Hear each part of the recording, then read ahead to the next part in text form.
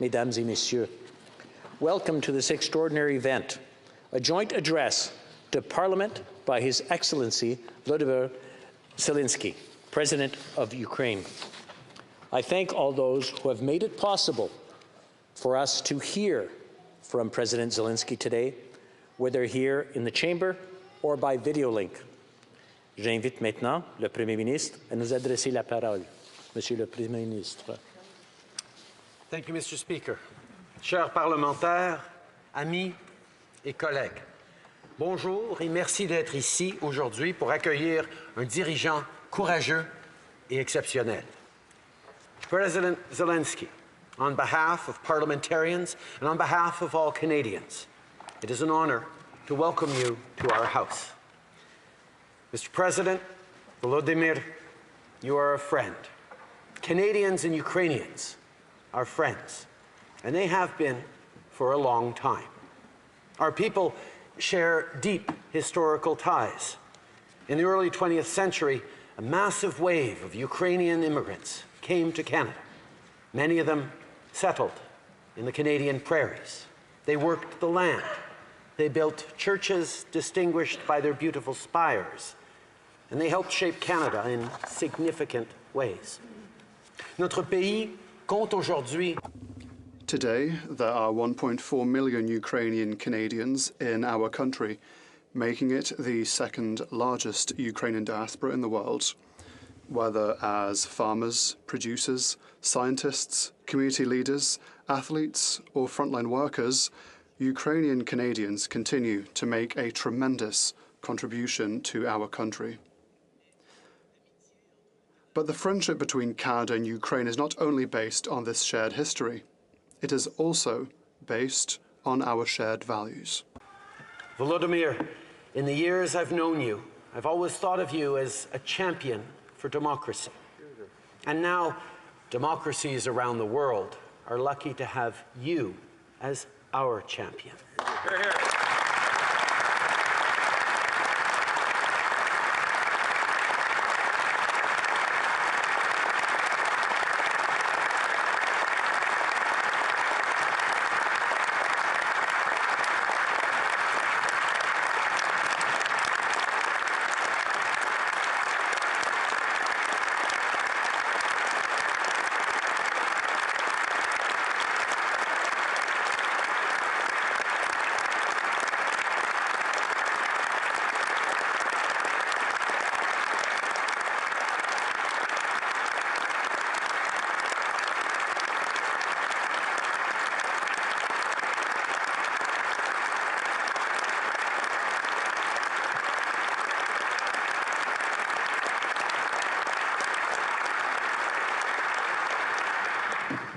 Your courage and the courage of your people inspires us all.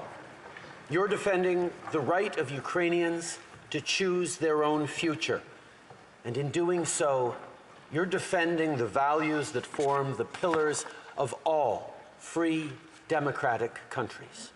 Freedom, human rights, justice, truth, international order. These are the values you're risking your life for as you fight for Ukraine and Ukrainians. Beyond that, you're inspiring democracies and democratic leaders around the world to be more courageous, more united, and to fight harder for what we believe in. You remind us that friends are always stronger together. With allies and partners, we're imposing crippling sanctions to make sure Putin and his enablers in Russia and Belarus are held accountable. Today, in line with our European Union partners, I can announce that we have imposed severe sanctions on 15 new Russian officials, including government and military elites who are complicit in this illegal war. Canada will continue to support Ukraine with military equipment as well as financial and humanitarian assistance. And we will be there to help rebuild once the aggressor is repelled. In Canada, we like to root for the underdog. We believe that when a cause is just and right, it will always prevail, no matter the size of the opponent. This doesn't mean it'll be easy. Ukrainians are already paying incalculable human costs. This illegal and unnecessary war is a grave mistake, and Putin must stop it now.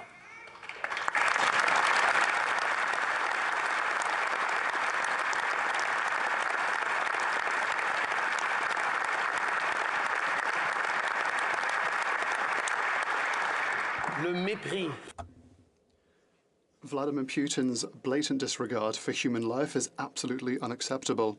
Canada continues to demand that Russia stop targeting civilians and end this unjustifiable war. Ukrainians are standing up to authoritarianism. And as parliamentarians united in this House today, and all Canadians, we stand with you. As friends, you can count on our unwavering and steadfast support. And now, it is my great privilege to introduce to you all the President of Ukraine, our friend, Volodymyr Zelensky.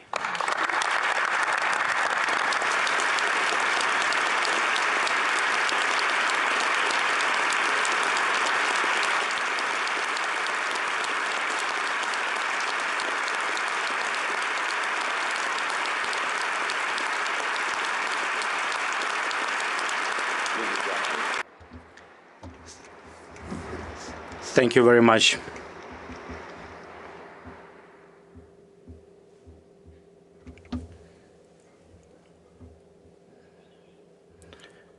Ladies and gentlemen, Mr. Speaker, Prime Minister, dear Justin, members of the government, members of the Parliament, all distinguished guests, friends. Before I begin, I would like you to understand my feelings and feelings of all Ukrainians, as far as it is possible. Our feelings over the last 20 days. 20 days of a full-scale aggression of Russian Federation after 8 years of fightings in Donbass region. Can you only imagine?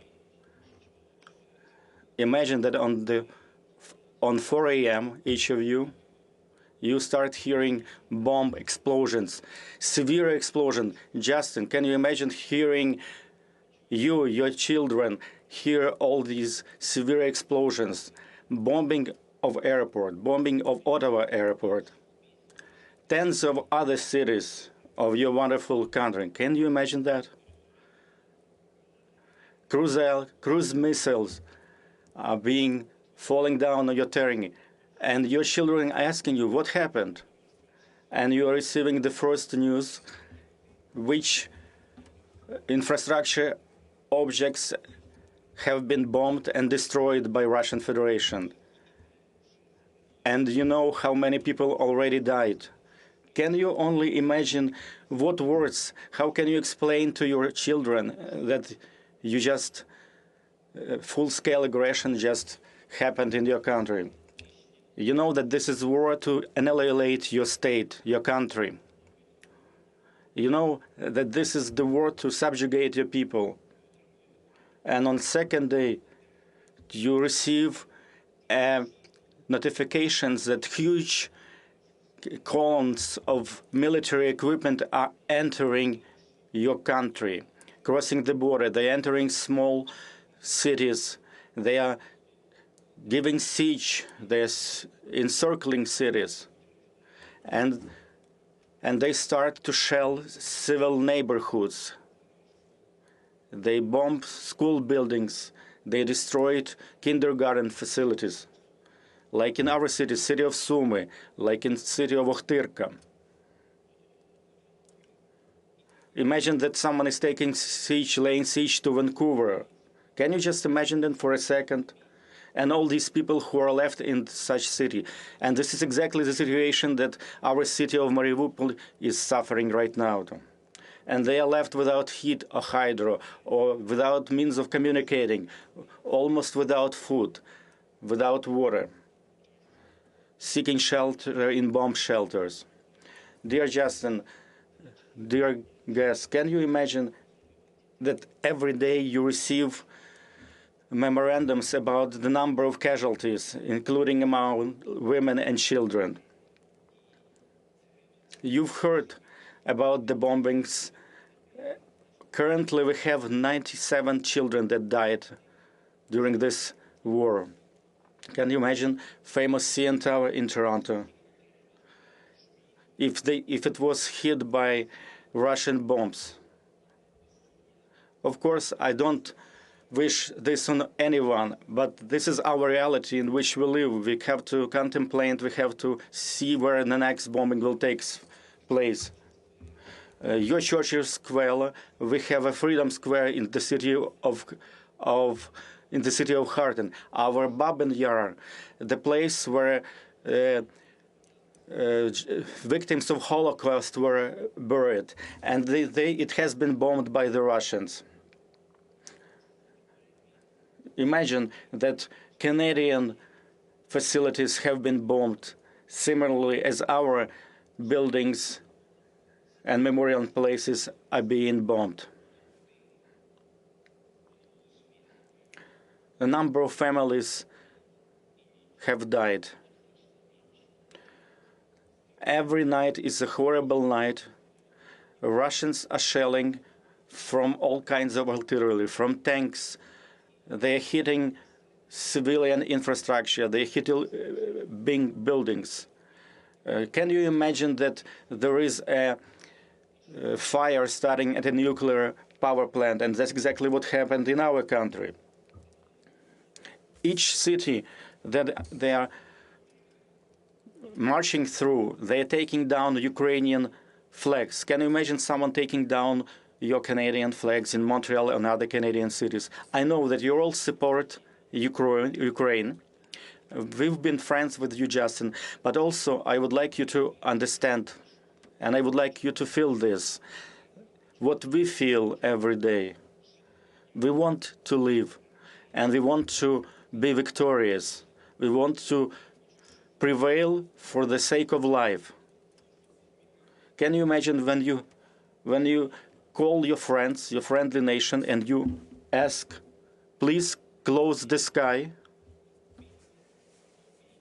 close the airspace, please stop the bombing. How many more cruise missiles have to fall on our cities until you make this happen? And they, in return, they express their deep concerns about the situation. When we talk with our partners, and they say, please hold on a little longer.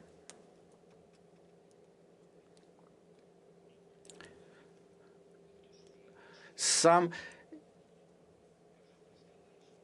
people are talking about trying to avoid the escalation.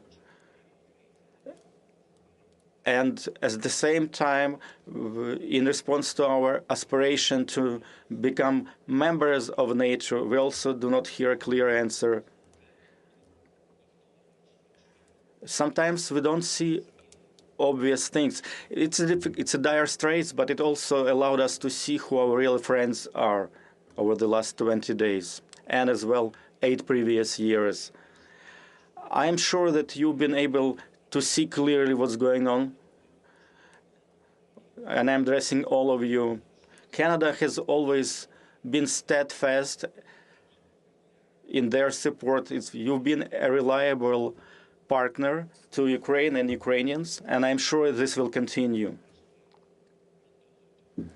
You've offered your help, your assistance at our earliest request. You supply us with the military assistance, with humanitarian assistance. You've imposed serious sanctions. At the same time, we see that, unfortunately, they did not bring the end to the war. You can see that our cities like Kharkiv, Mariupol, and many other cities are not protected just like your cities are protected, Edmonton, Vancouver. You can see that Kyiv is being shelled and bombed, city of Ivano-Frankivsk. It used to be, we were a very peaceful country, peaceful cities, but now they're being constantly bombarded. Basically, what I'm trying to say that we all need to do, you all need to do more to stop Russia, to protect Ukraine, and by doing that, to protect Europe from Russian threat. They're destroying everything, memorial complexes, schools, hospitals, housing complex. They already killed 97 Ukrainian children. We are not asking for much. We're asking for justice, for real support, which will help us to prevail, to defend, to save life all of the world. Canada is leading in these efforts, and I'm hoping that other countries will follow the same suit. We're asking for more of your leadership, and please take more, greater part in these efforts, Justin and all of our friends of Ukraine, all friends of the truth. Please understand how important it is for us to close our airspace from Russian missiles and Russian aircrafts. I hope you can understand. I hope you can increase your efforts. You can increase sanctions so they will not have a single dollar to fund their war effort. Commercial entities should not be working in Russia. Probably you know better than many in any other countries that this attack on Ukraine, it's their attempt to annihilate Ukrainian people, and there is nothing else to it. This is their main objective. It's actually the war against Ukrainian people. And it's an attempt to destroy everything that we as Ukrainians do. It's an attempt to destroy our future, to destroy our nation, our character. You Canadians, you know very well all this. That's why I'm asking you, please do not stop in your efforts. Please expand your efforts to bring back peace in our peaceful country. I believe, and I know that you can do it. And we are part of the anti-war coalition, and jointly I'm sure that we'll achieve results. I would like to also ask our Ukrainian diaspora in Canada. This is a historical moment, and we need your support, your practical support. And we hope that with your practical steps, you will show that you are part of the modern Ukrainian history. Please remember, this is a practical, modern-day history of Ukraine. We want to live. We want to have peace. I'm grateful to every one of you in the Parliament of Canada who is present there, to every Canadian citizen. I am very grateful to you, Justin. I am grateful to Canadian people, and I am confident that together we will overcome and will be victorious. Glory to Ukraine. Thank you to Canada.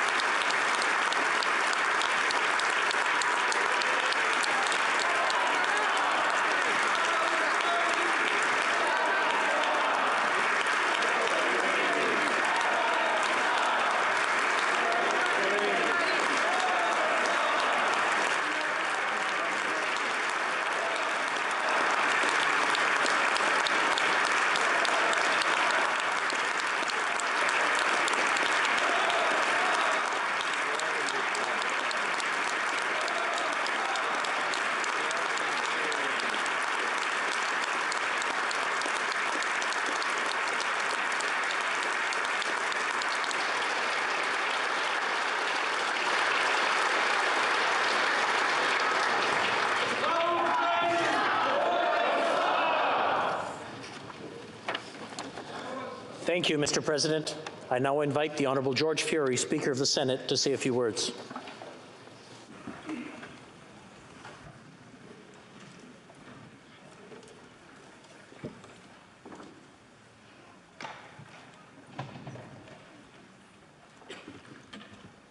President Zelensky, Prime Minister Trudeau,